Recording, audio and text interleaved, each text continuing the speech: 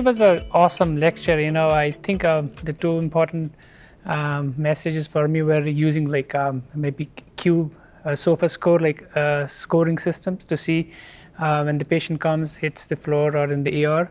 So who are the patients who are going to get sicker faster with sepsis? And I think the second message is probably the choice of fluids. What kind of fluids should we use to do the initial resuscitation?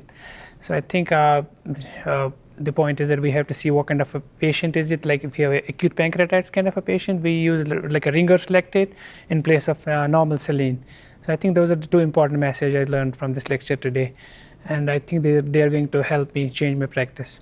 Well, sepsis is, a big driver in medical care right now. It's very expensive, and clearly what she showed is that we don't have a real good definition for it right now. We need to basically get something that's more evidence-based so we can know what we're treating. And I think from this lecture, what has been proven is that steroids help.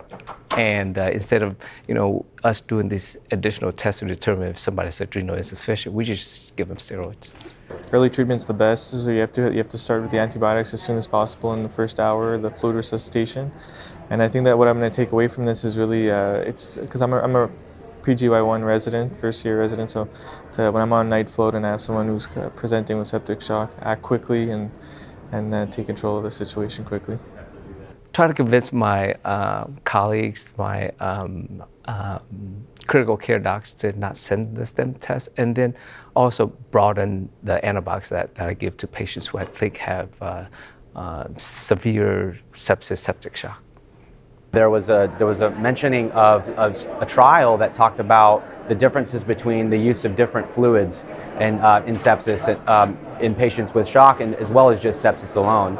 And so I can already tell you that my view on LR over normal saline has changed, and I can anticipate using this particular fluid over normal saline. So I think this certainly brushes up our knowledge and makes us aware about the latest guidelines, like the new Sepsis 3, new definitions, and how are the goals, are changing presently from the prior guidelines to the new guidelines. And luckily, I just became a part of sepsis committee at my hospital, so I was pretty excited to be a part of this lecture.